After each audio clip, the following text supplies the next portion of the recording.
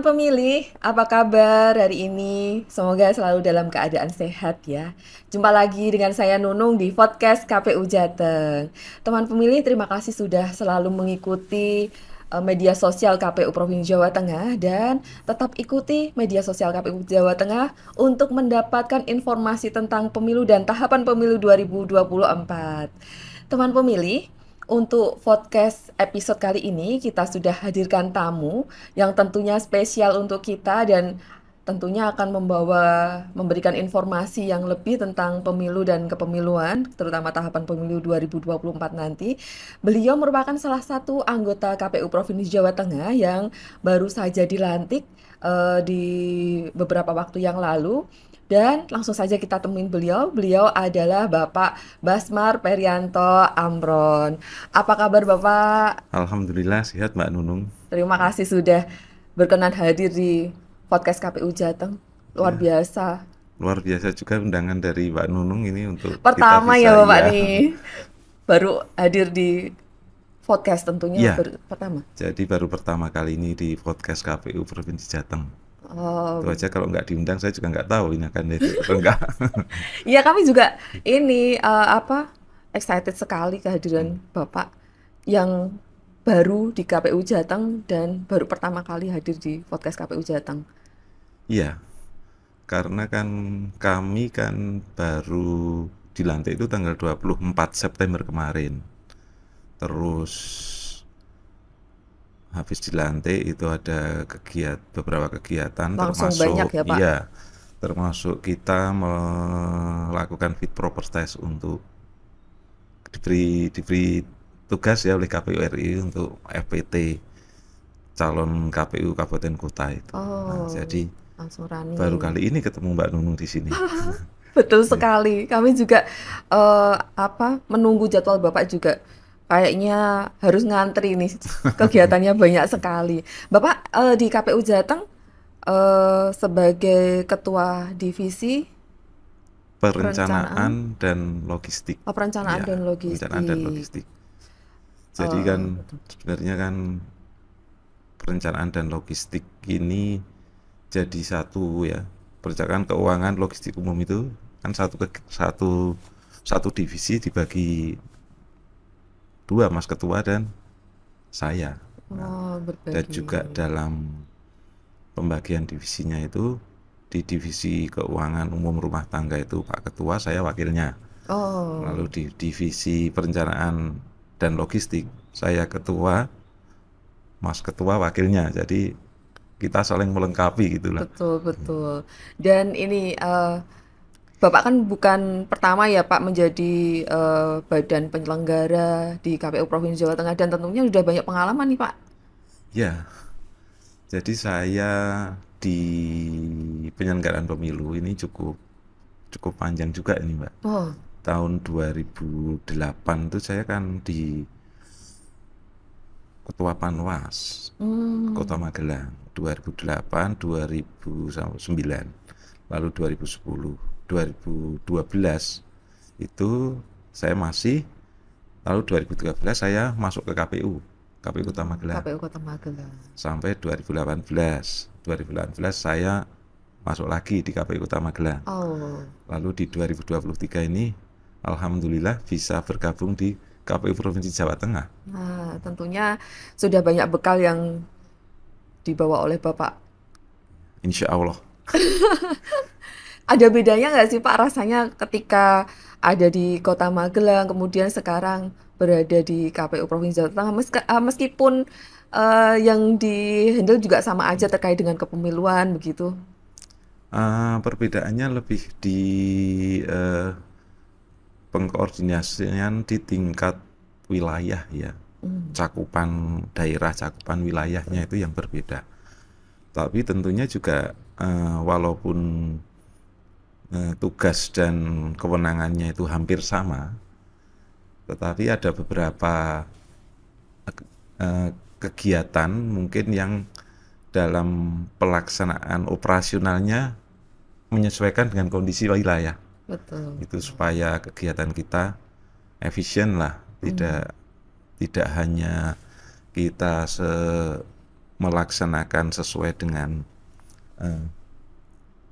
yang sudah secara umum ditetapkan, tetapi ada hal-hal tertentu yang untuk mengefisienkan, mengefektifkan itu ada beberapa kebijakan yang kita lakukan, dan itu juga tidak menyalahi, menurut kami juga tidak menyalahi kebijakan secara umum. Karena kondisi geografisnya mungkin yang dulu Kota Magelang itu deket ya Pak ya? Iya. Lingkupnya hanya berapa kecamatan ya Pak kalau di Kota Magelang? 3 Hanya 3 kecamatan. kecamatan itu saja kan juga karena jumlah administratif kependudukannya dibagi 3 kecamatan itu. Tapi untuk kewilayahannya kan kecil. Iya. Jadi kalau untuk koordinasi di Kota Magelang dulu itu PPK dan PPS itu bisa kita jadikan satu kalau koordinasi. Sementara kalau di kabupaten kota lain yang wilayahnya luas, ini kan koordinasinya kan harus berjenjang, PPK dulu baru PPK yang berkoordinasi dengan PPS. Iya. Nah, keuntungan kami ya PPK dan PPS bisa bersama-sama. Tentunya kan apa yang kami sampaikan ini kan meminimalisir kesalahan saat menyampaikan informasi, itu salah satunya itu. Ini ya Pak, dulu yang ke PPS aja 5 langkah dari rumah gitu. Sekarang harus 5 jam ke wilayah di bawah Bapak begitu. Karena mungkin kalau ke Cilacap lebih dari 5 jam Pak. Ya kalau dari Cilacap sini mungkin sekitar 6-7 jam ya. Iya betul sekali. Yang dulunya hanya 5 langkah jadi lebih dari 5 jam ya Pak. Kalau dulu mau rapat itu tinggal ngebel saja. Artinya, ini setengah jam lagi kita kumpul, itu kan bisa. Setengah jam Pak? Iya. Karena cakupan wilayahnya itu hanya 18, berapa kilometer. Belasan kilometer Iya, saja ya Pak. Wah luar biasa ini ya Pak. Dadak pun nggak masalah. Nggak masalah. Masalah tetap Jadi, informasi juga tetap update begitu. Iya. Dan tentunya lebih murah ya Pak. Jelas itu lebih murah. Berarti dari kegiatan yang sudah direncanakan nggak ada yang loss ya Pak ya? Nggak ada ya. Jadi kan setiap informasi, ada tugas apapun, ini tetap kalau memang harus menghadirkan PPS itu ya kita jadikan satu dengan PPK. Tapi kalau terkait dengan kebijakan yang harus dilakukan PPK ya belum tentu PPS kita undang. Oh begitu. Ya. Jadi tidak ada informasi yang tidak tersampaikan ke semua pihak begitu. Meskipun sampai PPS juga PPK juga tetap tahu ya, tetap terlibat. Karena kan PPK kan koordinator dari PPS ya. Betul, walaupun yang bentuk itu sama-sama KPU, tetapi kan fungsi koordinasinya kan ada di PPK. Dan mereka juga harus tahu apa yang dikerjakan oleh PPS sehingga bisa memonitor. Tetap jenjang tetap dijaga. Tetap jenjang itu kan tetap harus dilalui. Iya. Meskipun KPU juga ngerangkul aja sudah bisa. Ya. Bapak terkait dengan pemilu di 2024 nanti yang tentunya sudah langsung nih Bapak masuk, Bapak dilantik sudah langsung running seperti tadi yang Bapak sampaikan FPT, sudah ada FPT tadi. Apalagi Pak yang sedang dilakukan oleh KPU Jateng saat ini? Nah, saat ini kan KPU Jateng ini kan sudah sama dengan di KPU Kabupaten Kota, sama dengan di KPU RI kan sudah di tahapan pencalonan ya, pencermatan untuk daftar calon tetap itu, di mana pencermatan ini kemarin dari masing-masing peserta pemilu itu kan sudah menyampaikan hasil akhir dari calonnya. Nah ini kan di semua tingkatan KPU RI, KPU provinsi maupun KPU Kabupaten Kota masih mencermati dari daftar calon tetap yang nanti akan diumumkan tanggal 3 November itu. Lalu juga terkait dengan daftar pemilih tetap, kan daftar pemilih tetap sudah ditetapkan, sementara dinamika perpindahan penduduk ini kan juga nggak berhenti. Artinya ada kemungkinan penduduk di satu wilayah ini sudah terdaftar, tapi saat nanti hari H dia ada di wilayah lain. Nah, dengan kebijakan KPU untuk mengakomodir itu dengan daftar pemilih tambahan dan sebagainya, kemudian daftar pemilih khusus, ini yang kemarin itu dikoordinasikan oleh divisi Datin, ngundang divisi Datin se Jawa Tengah di sini. Selain itu juga di divisi perencanaan juga kan terkait dengan kegiatan-kegiatan yang berkaitan dengan perencanaan logistik dan sebagainya. Itu kan juga terus berjalan. Setelah DPT ditetapkan, itu kan logistik sudah harus dimulai karena sudah angkanya sudah jelas. Nah, artinya di KPU Provinsi Jawa Tengah ini sesuai dengan kapasitas dan wewenang yang ada, pengadaan alat-alat perlengkapan pemungutan suara ini kan sudah dimulai. Dan metodenya kan juga dengan melalui e-katalog itu ya. Itu sudah ada beberapa yang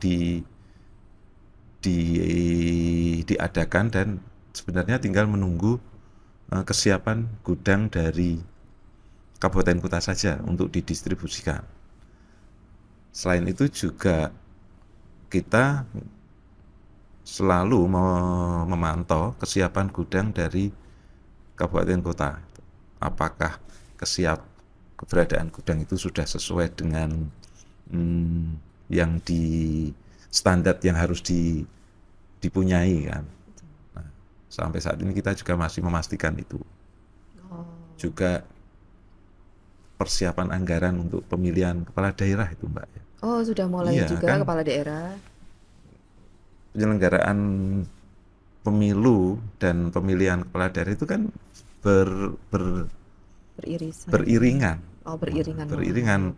Artinya kan KPU KRI juga sudah merencanakan kegiatan-kegiatan untuk pemilihan kepala daerah itu, terutama ketersediaan anggarannya. Dan yang saya sampaikan yang luar biasa dari KPU Provinsi Jawa Tengah, ini kan dari beberapa mungkin 2 tahun yang lalu itu kan sudah berkoordinasi dengan pemerintah provinsi, dengan KPU kabupaten kota untuk berkoordinasi dengan masing-masing pemerintah daerah menyediakan dana cadangan untuk pelaksanaan pilkada itu. Dan saya kira, dan menurut sampai saat ini kan Jawa Tengah sudah siap kalau terkait dengan ketersediaan anggaran untuk pemilihan kepala daerah itu. Sampai dengan ke kabupaten kota. Iya. Tinggal nanti kita nunggu NPHD saja. Nah, prosesnya sudah sampai di situ. Berarti sudah tidak hanya tahapan pemilu untuk legislatif aja di 2024, tapi KPU Jateng sudah langsung running ke pilkada ya. Sampai dengan ini ya, pilgub dan bupati, wakil bupati, wali kota, wakil wali kota nanti. Meskipun tanggalnya nggak bersamaan. Ya, tapi paling tidak yang jelas kan ketersediaan anggaran itu yang paling penting. Betul. Nah itu sudah masing-masing wilayah sudah siap. Meskipun anggarannya nggak sedikit ya Pak tentunya untuk pilkada.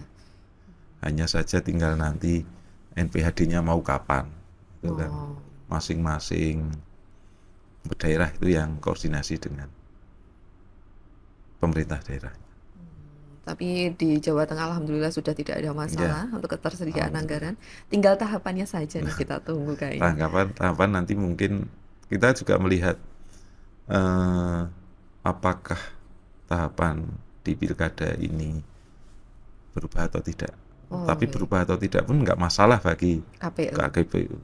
Karena itu sudah menjadi tugas KPU, jadi apapun yang terjadi KPU tetap siap. Ya yang banyak ini Pak, yang banyak ditanyakan oleh teman pemilih itu saat ini tuh malah pada penasaran nih, kepala daerah ini mulai daftar kapan gitu. Ini Pak yang mungkin ada keserentakan, karena keserentakan itu jadinya ada beberapa pemahaman yang dikira itu antara legislatif dan pilkada benar-benar yang berbarengan begitu.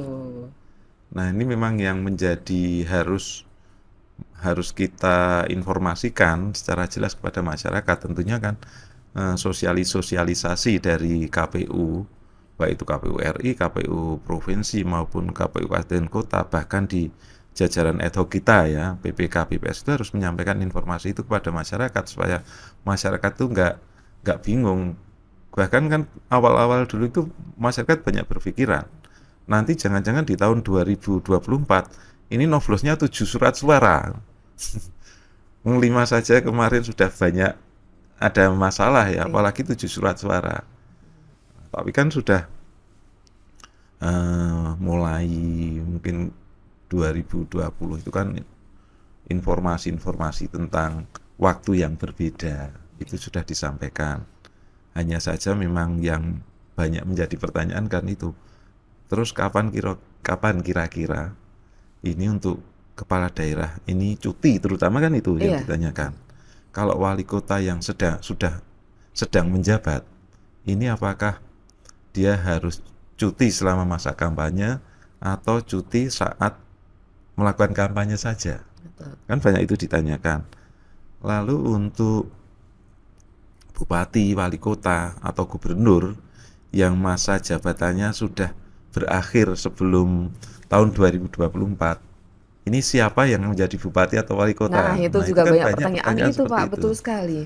Nah, tentunya kan regulasi kita, undang-undang kita kan sudah mengatur ya, untuk kepala daerah yang masa jabatannya sudah berakhir sebelum tahun 2024 kan ada penjabat kepala daerah itu, penjabat gubernur, penjabat bupati, atau penjabat wali kota yang ditunjuk. Kalau gubernur ya oleh Menteri Dalam Negeri, kalau bupati wali kota ya oleh gubernur. Menjabat sampai dengan terpilihnya kepala daerah definitif nanti. Jadi masih ini yang harus mungkin disampaikan lagi ke masyarakat, pemahaman keserentakannya ini, Pak. Ya, Mas Yud. Ya, Bapak, kemudian dalam perencanaan kegiatan di KPU ini, sebenarnya apa yang menjadi perhatian oleh Bapak ini? Kegiatannya kan terlalu banyak nih ya, Pak, ya kayaknya di KPU. Jadi semua kegiatan di perencanaan program itu kan sudah dilaksanakan oleh KPU RI ya. Tinggal KPU provinsi maupun KPU kabupaten kota ini melaksanakan. Kemudian juga jangan sampai pelaksanaannya ini menyimpang dari apa yang diinginkan oleh KPU RI. Nah, untuk saat ini yang sudah dilakukan oleh KPU Provinsi Jawa Tengah, tahapan-tahapan dari tahapan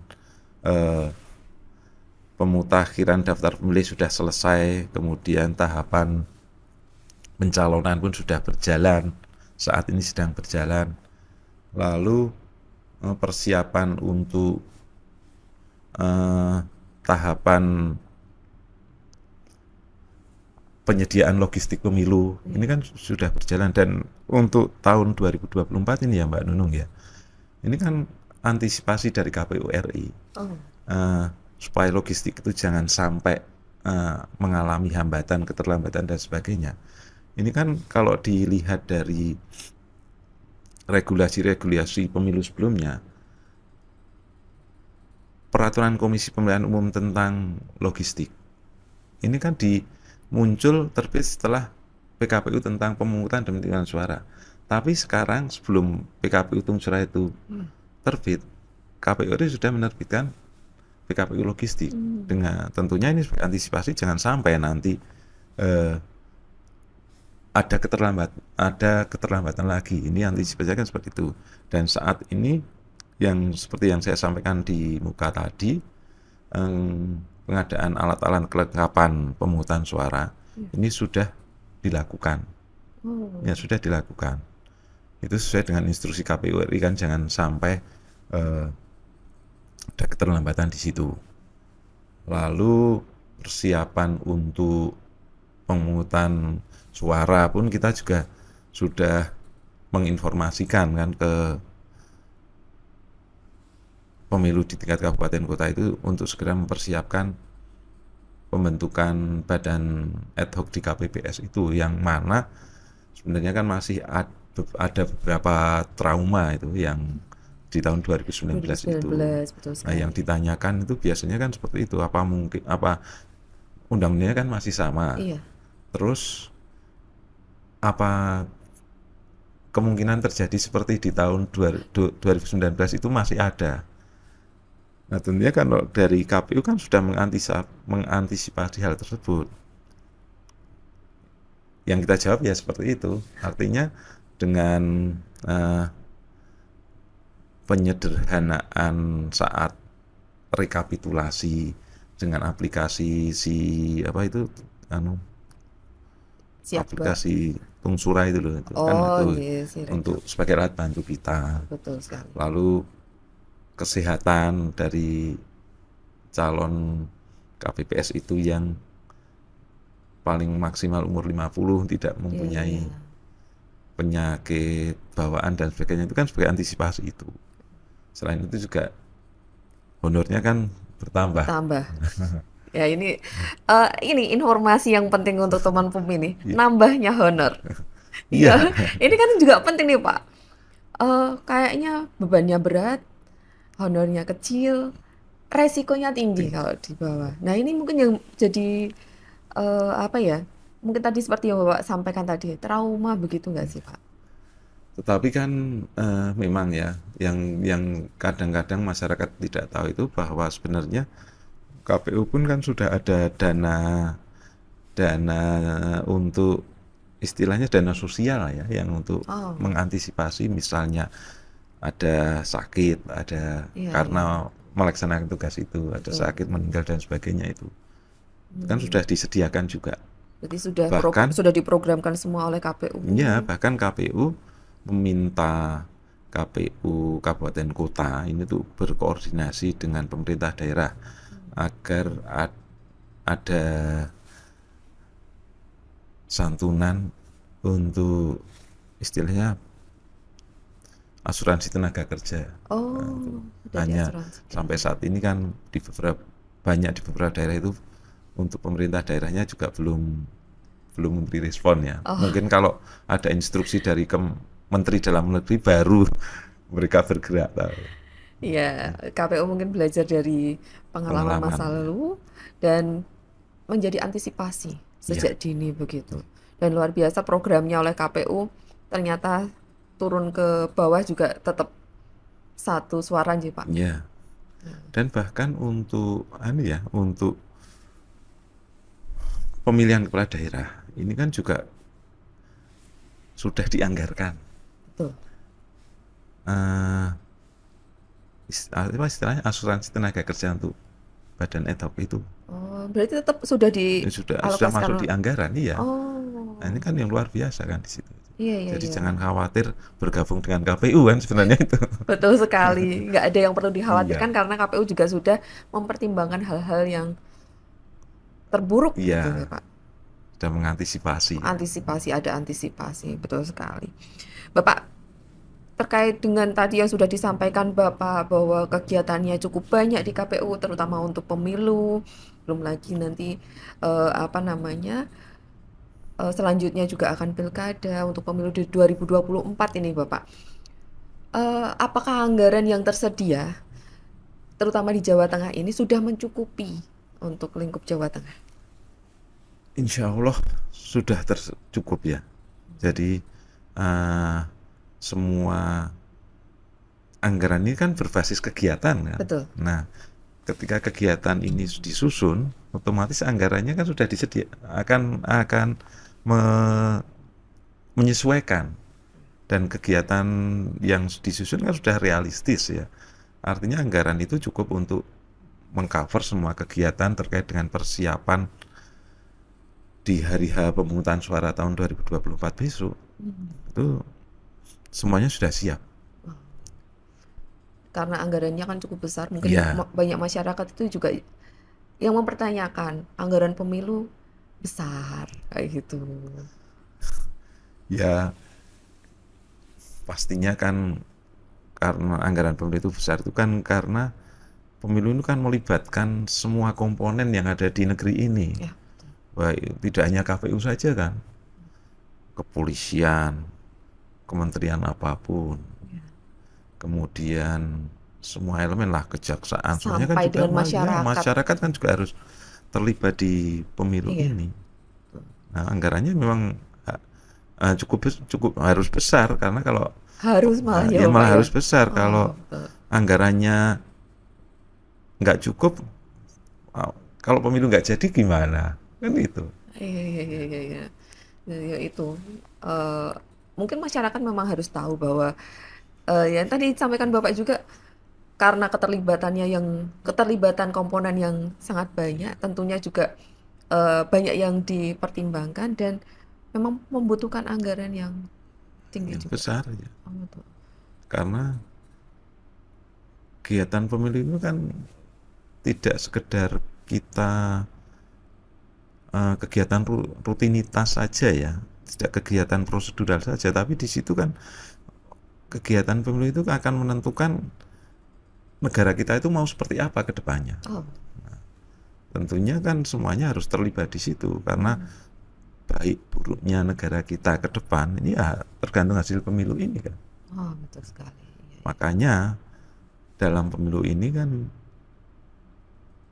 yang selalu disorot ini apakah KPU itu bisa melaksanakan pemilu secara berkualitas kan seperti itu.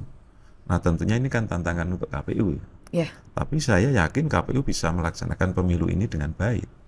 Meningkatkan kualitas pemilu jelas itu walaupun tidak ditahapan kan kita selalu melakukan sosialisasi yang intinya agar masyarakat pemilih itu tahu tujuan pemilu itu apa sehingga mereka menjadi pemilih yang cerdas, yang rasional. yang rasional. Termasuk rasionalitas antara hasil dan perencanaan ini harus Ya. sama. Iya Bapak. Eh Logistik, karena Bapak juga mengampu logistik dan logistik ini kan banyak jenisnya, Ya. juga diharapkan harus sesuai dengan kebutuhan, sesuai dengan waktunya mungkin ya Pak. Kebutuhannya yang jelas yang karena di semua jenjang kayaknya juga membutuhkan itu sepertinya. Dan sepertinya juga tadi yang sudah disampaikan Bapak di awal sudah mulai ada pemenuhan begitu. Nah ini Pak, mungkin bisa diceritakan bagaimana nih KPU Jateng mencukupi kebutuhan yang ada di Jawa Tengah?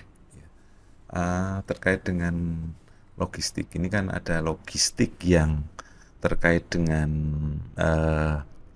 kebutuhan di TPS kayak surat suara, kayak kotak suara, Ya, kemudian bilik.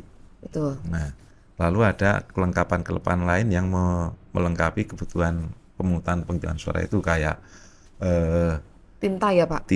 tinta termasuk di ya, di pemungutan. di pemungutan yang Betul.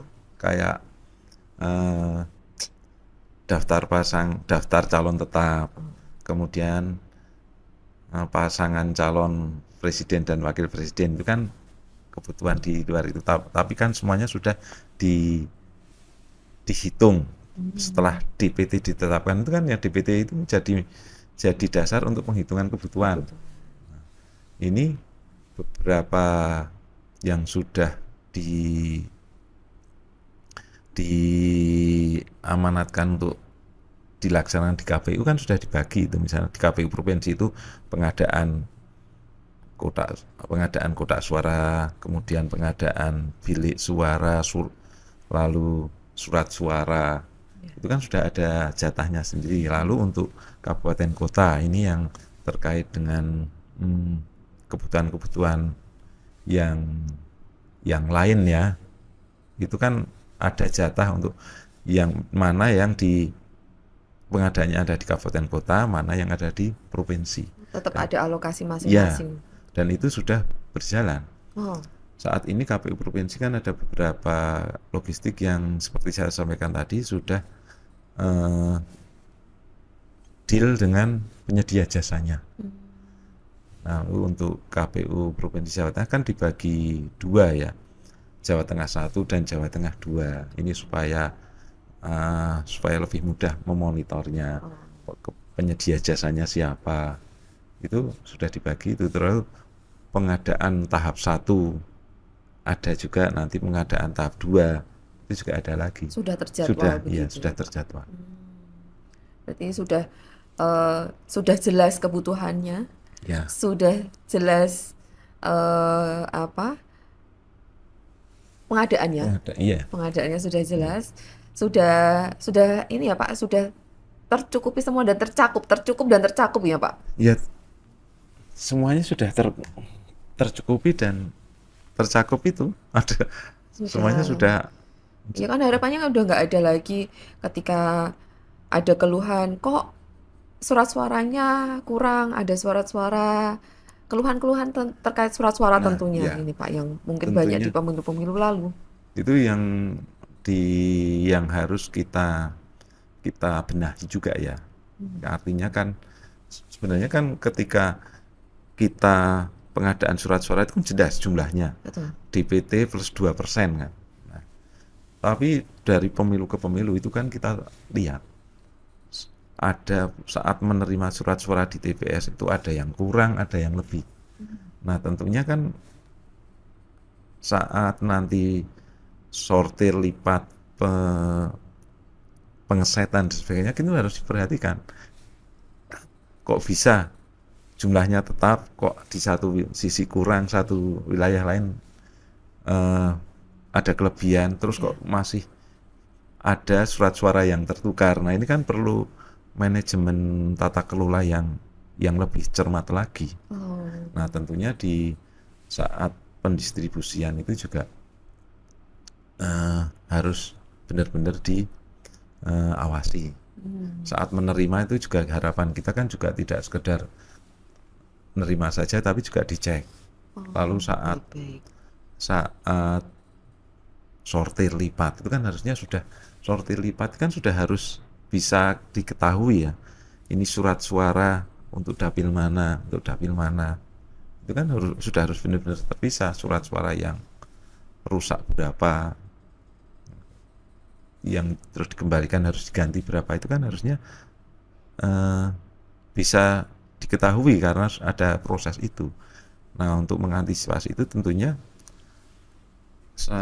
monitoring kita, pengawasan kita itu juga termasuk dalam membuka ruang untuk tenaga sortir, tenaga lipat, tenaga bongkar, itu kan juga harus lebih teliti lagi. Sedetail itu ya Pak? Iya, memang harus detail. Betul. Apalagi sekarang kan dari rapat koordinasi kemarin itu semua yang terkait dengan kegiatan misalnya bongkar itu kan sudah ada nilainya, berapa rupiah. Ada terus tenaga sortir lipat itu ada target-targetnya. Nah, itu kan harusnya menjadi lebih diawasi lagi. Karena yang kalau dengan sudah ada besaran rupiah itu jangan sampai nanti dalam melaksanakan kegiatan itu nggak efisien, nggak efektif. Iya, betul. Istilahnya kita sudah bayar tapi masih ada banyak miss di dalamnya. Masih ada kesalahan-kesalahan di situ. Dan harus ngulang lagi tentunya. Ya Padahal kan ini ya Pak, jumlah surat suara juga nggak sudah sedikit. jelas. Iya. Kita juga mengeluarkannya sesuai dengan jumlah lembarnya ya Pak. Iya. Nilai rupiahnya per lembar atau per paket itu Pak? Lebih ke per lembar. Per lembar ya. Kalau pengalaman di pemilu lalu sepertinya per lembar. Per lembar ya. Iya. Dan harapannya kan kita nggak ada buang-buang itu tadi ya Pak ya, buang-buang duit itu nggak sih? Karena dengan biaya besar mosok masih ada kekeliruan. Betul. Ya itu berarti masih tugasnya KPU ya Pak ya. Iya. Bapak, kalau setelah pengadaan sudah, penghitungan kebutuhan tadi sudah, pengadaan tadi sudah disampaikan Bapak di awal juga sudah mulai berjalan. Tentunya butuh tempat. Iya. Salah satu masalah juga nih Pak, bukan masalah, tapi PR ya Pak mungkin yang KPU masih belum punya gudang. Padahal apa perintilan pemilu itu sebenarnya banyak. Ini apakah sudah tercukupi Pak kalau di Jawa Tengah? Nah, alhamdulillah ya dari KPU Provinsi Jawa Tengah itu sudah menginstruksikan ya untuk KPU kabupaten kota itu segera mencari gudang untuk menampung logistik yang ada itu, dan juga persyaratan gudang itu kan sudah sejak awal juga sudah disampaikan tentang standar gudang yang bisa dipakai itu seperti apa. Lalu ditambah juga harus ada kamera pengawas CCTV segala itu kan Masuk sudah ke ada. standar ya, Iya, Pak? masuk standar di situ. Jangan sampai gudangnya itu lembab. Kemudian juga mengantisipasi juga. Antisipasi kan besok bulan Februari itu kan bulan pas hujan Betul. deras toh itu. Iya. Mengantisipasi jangan sampai gudang itu nanti berisiko kena banjir. Betul. Nah itu kan sudah harus diantisipasi dari sekarang. Juga masa sewa gudang itu kan juga lama. Iya. Artinya kalau yang dulu itu masih banyak yang kebingungan ya, pasca selesai rekap, ini kontrak gudangnya habis, sementara barang-barangnya belum terkait dengan penghapusan dan sebagainya belum bisa dilakukan. Nah kalau sekarang kan KPU RI sudah membuat sewa gudang itu panjang, hampir 24 bulan. Artinya kan pasca penghitungan itu selesai, barang-barang masih bisa di situ, penyelenggara sudah tidak bingung lagi. Iya, betul sekali. Jadi KPU sendiri juga nggak akan repot ya Pak, Ya, menghandle barang-barang yang masih ada, yang masih tersimpan begitu, yang belum selesai pasca pemilu itu. Karena kayaknya kan juga PR juga nih Pak buat KPU untuk menyelesaikan barang-barang pasca pemilu itu. Ya gitu kan, rata-rata tidak semua barang habis pakai kan, ada yang harus penghapusannya nunggu dari ANRI kan. Iya, gitu. Nah, itu. Karena masuk ke arsip itu. Iya. Ya, betul sekali. Lalu untuk Jawa Tengah itu memang ada beberapa wilayah khusus ya yang distribusi dari penyedia jasa ke kabupaten kota itu ada yang karena wilayahnya cukup luas. Betul. Itu tidak hanya di satu gudang. Itu ada kayak di Cilacap itu kan mereka sudah menyiapkan 4 gudang karena wilayah Cilacap kan luas ya. Betul. Kalau di Brebes itu kemarin perencanaannya itu saat datang itu di satu gudang milik gudang besar, nanti langsung dibagi di 13 titik. 13 ya, titik. Cuman itu saja masih kita koordinasikan apakah harus seperti itu, karena kan juga harus diperhitungkan setelah di gudang ini istilahnya dibagi kemana itu nanti penjagaan keamanannya bagaimana, terus yang bertanggung jawab di masing-masing wilayah itu siapa. Betul, itu kan juga perlu direncanakan juga, tidak hanya karena satu untuk efektif, untuk biar mudah, tapi kita mengabaikan tingkat keamanan. Personil yang akan menjaga siapa, terus anggarannya dari mana, itu kan juga harus dihitung juga kan. Betul. Tentunya kalau tambah gudang juga akan nambah. Ya jelas. Meskipun kan harus nambah. Itu, Pak. Apa ada orang yang mau suruh jaga dengan menjadi relawan gitu kan? Iya betul sekali. Ya ternyata KPU Jateng gercep juga nih untuk logistiknya. Alhamdulillah ini untuk KPU Jateng antisipasi dan sebagainya itu sudah direncanakan dengan baik. Oh, luar biasa. Karena panduan dari Bapak ini kayaknya juga sudah banyak yang disampaikan dan sudah banyak yang dilakukan oleh logistik ya Pak? Ya, terutama kan tidak hanya ya untuk kesekretariat di bidang keuangan logistik kan juga yang mengoperasionalkan, menerapkan kan Oh, luar biasa. betul betul Iya, ya. Tentunya juga teman-teman di logistik iya, sudah berkompeten. nggak Yang jelas diragukan sudah, ya. iya, tentunya sudah nggak diragukan Iya. lagi. Bapak, terima kasih waktunya untuk ilmu hari ini, untuk informasinya hari ini. Berharap nanti Bapak berkenan hadir lagi di Iya. podcast Baik, KPU teman Jateng. Pemilih, demikian tadi bincang-bincang kita bersama Bapak Basmar Perianto Amron, anggota KPU Provinsi Jawa Tengah, Ketua Divisi Perencanaan Anggaran dan Logistik KPU Provinsi Jawa Tengah. Terima kasih sudah menyaksikan podcast KPU Jateng. Ikuti terus media sosial KPU Jateng untuk mendapatkan informasi tentang pemilu dan tahapan pemilu 2024. Jumpa lagi dengan saya Nunung nanti di episode selanjutnya. Podcast Podcast KPU KPU Jateng Jateng terupdate terupdate bersuara bersuara kepemiluan. kepemiluan.